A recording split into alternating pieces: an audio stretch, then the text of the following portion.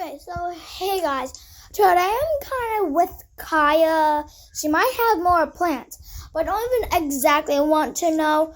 Don't even ask me, but you got this already, because no, you'll be killed right after that. But even though, trust me, you guys are not, no.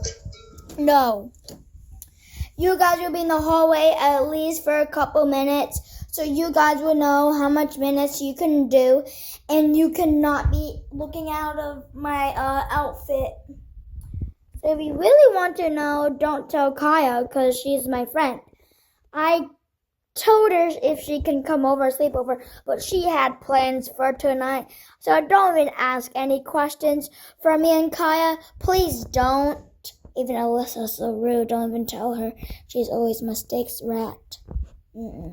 Killed by her neck. Lie.